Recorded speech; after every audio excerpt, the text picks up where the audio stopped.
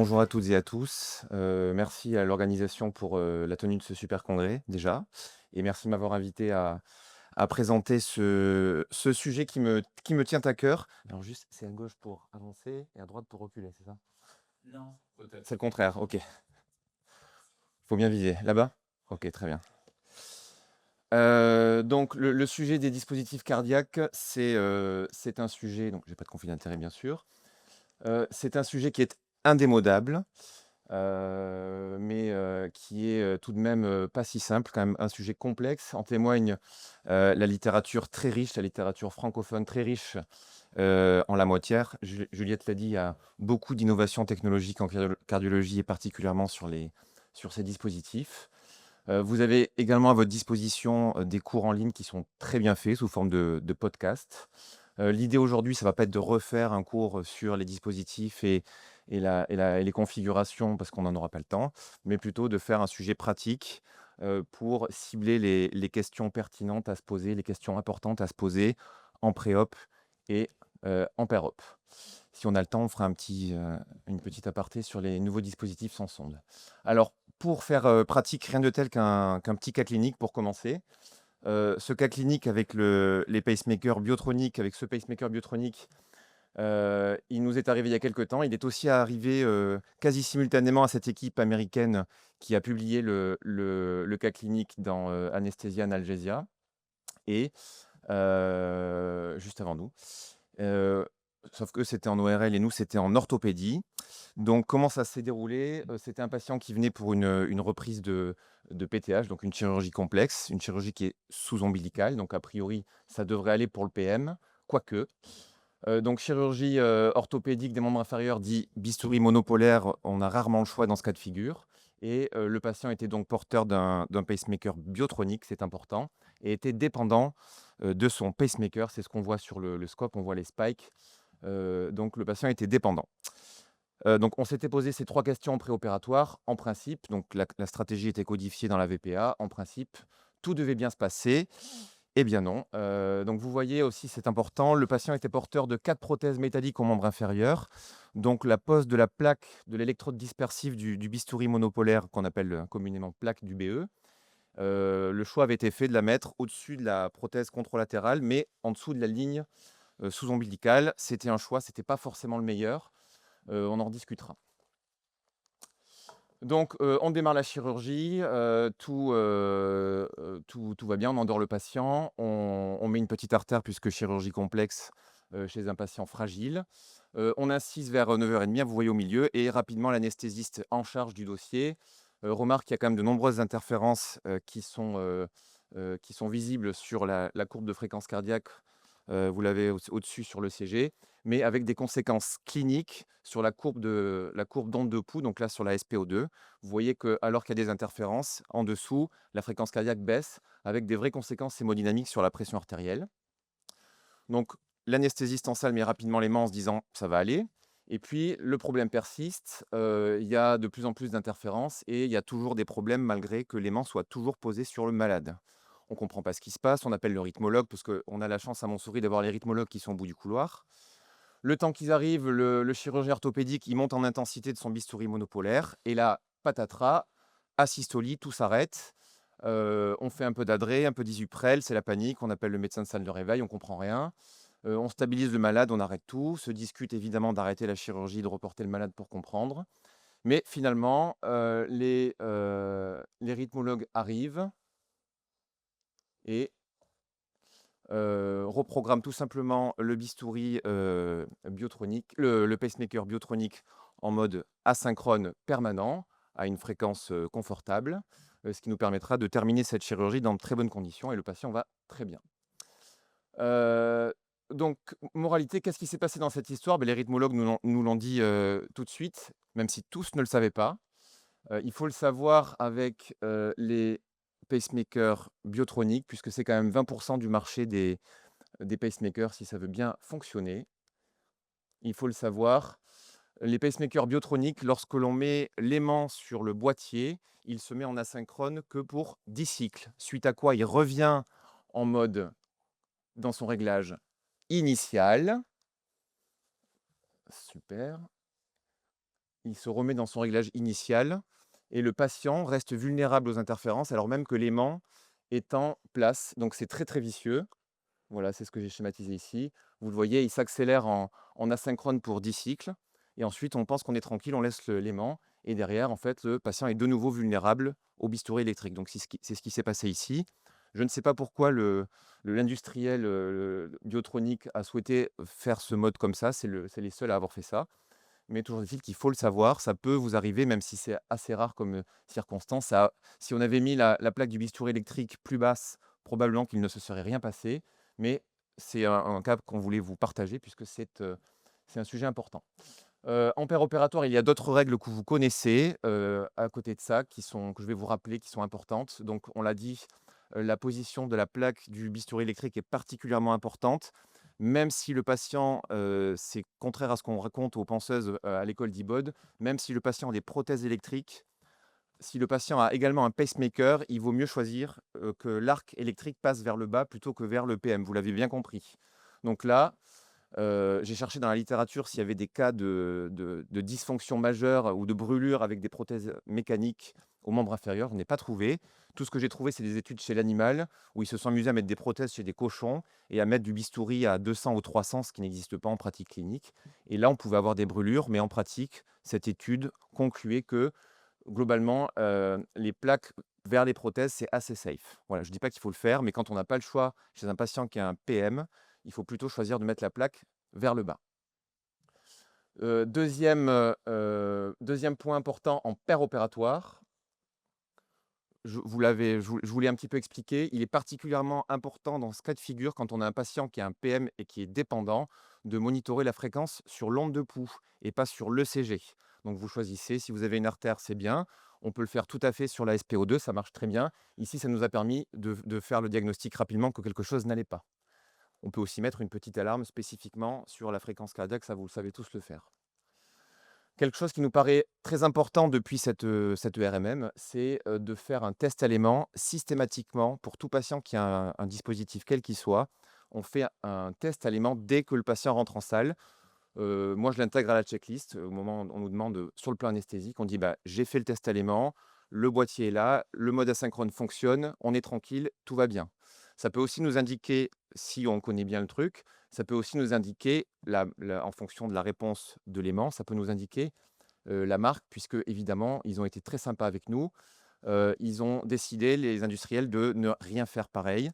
Donc, si vous voyez que tous, globalement, ils passent en mode asynchrone lorsque l'on met l'aimant, aucun ne fait la même chose. Donc, on a vu le Biotronic qui se remet en réglage initial après 10 cycles, mais vous avez aussi, chez Abbott, ils sont vicieux, le mode asynchrone ne se déclenche qu'après 5 secondes. Donc, quand on fait le test, il faut bien attendre que l'aimant capte que le boîtier et l'aimant se reconnaissent et que le mode asynchrone se déclenche. J'ai fait l'essai, j'ai attendu 8-9 secondes la dernière fois, donc ça peut être un peu long. Et vous voyez que pour les autres, c'est à peu près comparable. Ça se met rapidement, ça se met de manière permanente à environ 100 par minute. Les PM sans sonde, on y reviendra après si on a le temps, mais globalement, les premiers nés, les Micra, qui sont mis en France depuis 2017-2018, ils n'avaient pas prévu au départ de faire de réponse à l'aimant. C'est dommage, parce que maintenant, ça pose des problèmes. On en discutera si on a le temps. Et les nouveaux, les AVR de chez Abbott, eux, par contre, ils ont cette fonctionnalité de réponse à l'aimant, ce qui est bien plus pratique.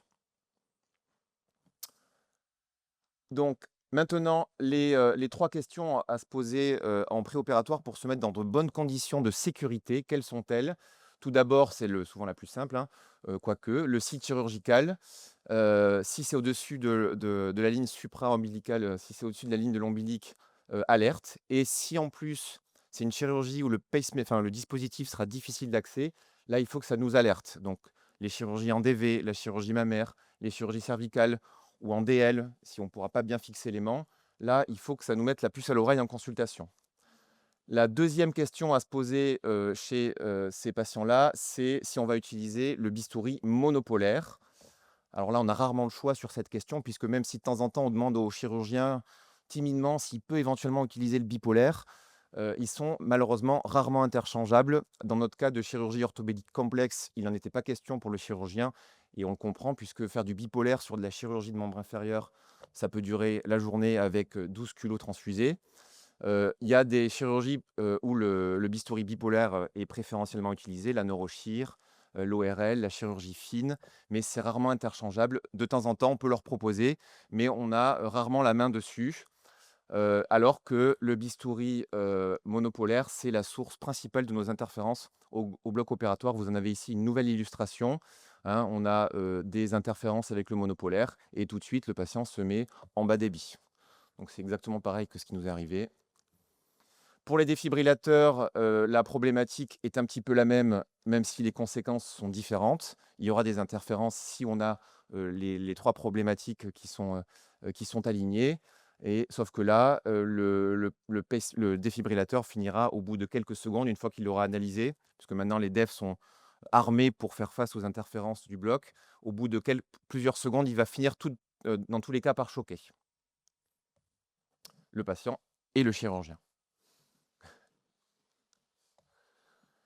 Les facteurs de risque d'interférence au bloc, donc avec le bistouri monopolaire, on l'a dit. Donc plus on est proche du site, plus le site opératoire et le PM sont proches, plus c'est à risque, évidemment. Il y a une question de distance. Il y a aussi une question d'intensité avec le mode coagulation qui est beaucoup plus intense que le mode coupe. Et malheureusement, le mode de coagulation, c'est souvent un mode qui est prolongé. Donc plus c'est prolongé, évidemment, plus il y aura des conséquences hémodynamiques ou, si c'est un DEF, plus il y aura un risque que le patient soit choqué. Donc l'idéal, c'est de faire du bipolaire, mais je vous l'ai dit, on n'a pas souvent cette possibilité. Et enfin, troisième question à se poser, est-ce que, et c'est souvent la plus importante, mais pas la plus simple à répondre, si notre patient est pacemaker dépendant, alors il faut que cela nous alerte aussi. La définition de la pacemaker dépendance, elle n'est pas simple, même les cardiologues entre eux, les sociétés savantes de cardio ne sont pas tout à fait d'accord. Donc même s'il n'y a pas de consensus, elle peut se définir par l'absence de rythme propre, du patient en cas d'inhibition, du dispositif. Certaines sociétés donnent un seuil, bas, donc entre 30 et 40. D'autres donnent des définitions plus cliniques, si le patient fait un malaise, ou s'il y a une perte de connaissance, mais au bloc opératoire, on a rarement cette possibilité d'évaluer la clinique, donc on doit se fixer sur la fréquence cardiaque. Toujours est-il qu'il faudra s'attacher à dire dans le dossier si le patient est pacemaker dépendant. Généralement, on a le compte-rendu du rythmologue, qui est le gold standard pour cette définition. Souvent, si le compte-rendu est bien fait et qu'on peut récupérer, et qu'il faut généralement récupérer lors de la consultation d'anesthésie, puisque ces patients voient en principe le rythmo tous les ans. Donc il faut récupérer ce compte-rendu et dans ce compte-rendu, vous voyez, ça c'est la trame type chez nous, chez nos rythmologues. Le rythmologue, il écrit noir sur blanc que le patient est stimulodépendant. Si ça n'est pas écrit noir sur blanc, ce qui peut nous mettre la puce à l'oreille, c'est ce qui est écrit juste avant dans l'encadré. Si la stimulation, le taux de stimulation est élevé. Là, il faut que ça mette la puce à l'oreille. Si jamais on n'a pas le compte rendu, mais que le patient arrive tout content avec sa petite carte, hein, ça arrive. Si le patient a fait un arrêt cardiaque ou si c'est, l'indication, c'est le BAV complet, là, il faut le considérer comme, pacemaker dépendant. Si on n'a pas le carnet dans l'urgence ou si le patient a oublié, on doit faire un ECG chez ces malades et on doit aller rechercher, les spikes.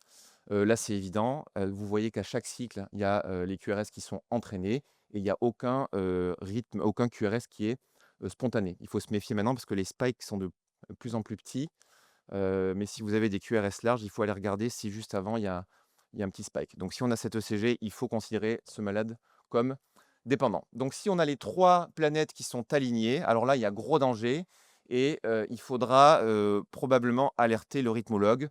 Heureusement, c'est pas le cas le plus fréquent et généralement, on a souvent, une des catégories où on peut répondre non et si, à une des cases, on répond non, généralement, c'est cool, on peut passer à la question suivante: «Est-ce que vous avez des allergies?» En revanche, si les 3 planètes sont alignées, il ne faut pas passer à côté d'eux parce que c'est là où on a les accidents. C'est rare, mais je vous apprends rien, la population vieillit et les rythmologues implantent de plus en plus de ces dispositifs, que ce soit les pacemakers ou les DEF. Et vous voyez qu'en France, on est des gros poseurs de dispositifs. L'an dernier, 75 000 par an versus 60 000 il y a 15 ans. Et ça va aller crescendo. Et je ne parle pas encore des pacemakers sans sonde. Voilà, donc si on a les 3 planètes alignées, on appelle le rythmo, on fixe la stratégie, on lui explique comment ça va se dérouler en péri-opératoire. On l'explique la chirurgie parce qu'ils ne sont pas forcément familiarisés avec le péri-opératoire. On voit avec le chirurgien parce que parfois le chirurgien a l'habitude. Nous, notre chirurgien qui fait des carotides, elle a l'habitude de mettre les mains en dessous, ça ne lui pose pas de problème. C'est discutable, je ne vous dis pas de le faire, mais vu qu'on a les rythmologues dans la salle d'à côté, on est assez détendu. Mais il faut en parler avec le chirurgien et tous ensemble, il faut établir une stratégie claire. Si la plupart du temps, on peut s'en sortir avec l'aimant, qui est un outil très utile, surtout dans l'urgence, si on a le moindre doute ou si jamais il y a un risque, il faut reprogrammer, il faut que le rythmologue reprogramme le dispositif. Donc pour les PM, le mettre en asynchrone permanent. S'il peut venir le matin en SSPI avant la chirurgie et revenir juste après, c'est mieux. Il ne faut pas laisser les patients en asynchrone trop longtemps puisque le boîtier ne capte pas le rythme propre du patient. Le boîtier bat pour son propre compte. Donc c'est mieux si la période d'asynchronisme est la plus courte possible. Et pour les défibrillateurs, il faut tout simplement l'inactiver. Je ne sais pas combien de temps il me reste. Ok, parfait. En cas de défibrillateur, c'est la problématique est un petit peu la même. Les 3 questions préopératoires sont les mêmes. Attention là, il faudra être particulièrement vigilant si, en plus d'avoir des troubles du rythme, notre malade est aussi stimulodépendant. Donc là, c'est encore plus compliqué, mais c'est encore plus rare. Et ces patients, heureusement, on les voit rarement en médecine périopératoire programmée, mais ça peut arriver dans l'urgence. S'ils sont à risque de troubles du rythme et stimulodépendants, alors là, c'est ce que j'ai écrit en bas. L'aimant, lui, ne va désactiver que la fonction choc et pas, il ne va pas mettre le PM en asynchrone. Donc, le patient va être vulnérable aux interférences. Donc, il faut se méfier dans ce cas-là. Et chez ces malades-là, en plus, ils sont fragiles, donc généralement, on va les renvoyer chez les cardio. Mais ces malades-là, il faut de toute façon qu'ils soient désactivés et qu'ils soient reprogrammés en pré-op immédiat. Voilà. Et bien sûr, LiveVest ou Scope, enfin en tout cas, prudence avec ces malades-là qui sont insuffisants cardiaques et il faut être particulièrement vigilant. Sinon, en PEROP, on fait le test à l'aimant comme d'habitude. La plupart du temps, les DEF y sonnent, mais pas tous. Voilà, ils ne se sont pas alignés non plus là-dessus. Par contre, la fonction antitachycardite inhibée avec l'aimant pour tous les dispositifs, ça c'est bien, c'est pratique. Mais voilà, comme je vous l'ai dit, ça ne fait pas passer le dispositif en mode asynchrone. Dans l'urgence, quand on a ce type de patient, j'ai eu ce cas de figure en chirurgie de la carotide chez un patient qui avait fait un AVC, donc ininterrogeable, qui devait avoir donc l'endartérectomie carotide. Je m'apprête à lui faire le bloc cervical et je tombe sur la cicatrice. C'était écrit nulle part, le chirurgien n'était pas au courant. Donc, qu'est-ce que j'ai fait dans ce cas de figure? Un petit test à l'aimant. J'étais tout content, chouette, chouette, chouette. Je fais mon test à l'aimant et on a pu définir quelle était la marque. On a pu dire que c'était un pacemaker et ça nous a donné l'idée de faire un petit algorithme qui va apparaître prochainement dans ACCPM sur la gestion de ces dispositifs avec ce test à l'aimant. Donc, je ne vous fais pas tout l'algorithme parce que ça va être compliqué. En plus, je l'ai coupé en 2, mais vous pourrez le lire dans ACCPM dans le mois prochain ou le mois suivant. Voilà, donc le test à l'aimant, c'est vraiment, on n'en parle pas encore, mais c'est une arme redoutable et ça répond à plein de questions. Ça peut vraiment nous aiguiller et nous rassurer en pré-op immédiat. Un mot très rapide sur les pacemakers. Ah oui, on peut aussi faire une radio de thorax dans l'urgence. Je ne fais pas de la pub, mais vous avez une application qui peut vous permettre, si vous avez la radio de thorax chez un patient qui a un dispositif inconnu, vous flashez le dispositif avec votre smartphone et ça vous donne la marque du boîtier. Donc ça peut être utile. Je ne peux pas ne pas vous parler des dispositifs sans sonde attention, on va y arriver. Bon, bref, peu importe. En 2025. Donc, c'est un nouveau champ des possibles qui s'ouvre à nous, puisque initialement, donc, les premiers Micra ont été posés, c'est ce que vous avez à gauche. Les premiers Micra ont été posés il y a maintenant 7-8 ans en France, chez des patients fragiles, chez qui on ne pouvait pas poser de pacemaker. Maintenant, les indications se sont élargies. Maintenant, on a chez Abbott des dispositifs qui sont double chambre. Donc, il faut s'attendre à ce que le dispositif de droite inonde le marché dans quelques années. Ça va nous compliquer la tâche. Donc si, je vous l'ai dit, les Medtronic Micra ne répondent pas à l'aimant parce qu'ils ne l'avaient pas prévu initialement, heureusement chez Abbott, ils ont pensé à ça pour le périopératoire, c'est beaucoup plus utile. Encore que, dans la notice du dispositif, je suis allé voir, il faut bien placer l'aimant sur le centre du thorax et puis ils nous disent que si jamais ça capte pas, il faut remettre un deuxième aimant. Donc il faut penser à tout et puis n'oubliez pas, on est chez Abbott, donc ça met 5 secondes avant de se déclencher. Donc c'est pas simple, voilà. Donc on n'a pas encore beaucoup de case report avec les accidents chez les pacemakers sans sonde. J'en ai trouvé un, probablement qu'il y en aura, de plus en plus, mais méfiance chez ces patients-là. Je pense que pour les dispositifs sans sonde, il ne faut pas les banaliser parce que les cardiologues ont tendance à les banaliser. Chez nous, ils en mettent maintenant 200 par an et on en récupère maintenant en périopératoire quelques-uns et parfois c'est banalisé, parfois on passe à côté, parfois il y a écrit pacemaker, on ne trouve pas la cicatrice. Il faut être très vigilant avec ces dispositifs et bien marquer la marque, si on l'a. Voilà, ça c'était le premier case report qui a été, publié. Donc c'est des anesthésistes, il y a 3 ans, ils ne connaissaient pas il y avait marqué pacemaker. C'était une chirurgie de greffe du pancréas, donc c'était quand même urgent. Ils ont cherché la cicatrice, ils l'ont pas trouvée. Ils ont appelé dans catastrophe la hotline Medtronic. Enfin, c'était, l'imbroglio. Finalement, ça a été récusé. Enfin bon, voilà, il faut quand même savoir que, ces dispositifs existent et ils vont nous revenir dessus de plus en plus. Donc en conclusion, les 3 questions importantes à se poser, en préopératoire et si ces 3 questions sont, si les 3 conditions sont remplies, il faut se méfier, il faut se mettre en alerte et éventuellement reprogrammer, voir avec votre rythmologue pour reprogrammer le dispositif. En pérope, faire le test à l'aimant, bien être vigilant sur la position de la plaque du bistouri électrique. En principe, on la met toujours en bas, il n'y a pas de question là-dessus, mais il faut être vigilant parce qu'on oublie de le faire vu que c'est les iBots qui le font et nous, on s'en préoccupe rarement, mais il faut quand même être vigilant et bien monitorer la fréquence cardiaque sur l'onde de pouls. Ça peut être très utile pour rapidement diagnostiquer l'impact des interférences. Attention aux pacemakers sans sonde dès aujourd'hui parce que ça va nous arriver dessus. Et encore, on n'a pas à se plaindre puisque cette année apparu dans Nature ce nouveau dispositif, c'est un nouveau pacemaker qui a la taille d'un grain de riz et qui est censé révolutionner la médecine, enfin la chirurgie cardiaque en l'occurrence. Voilà. Je vous remercie pour votre attention.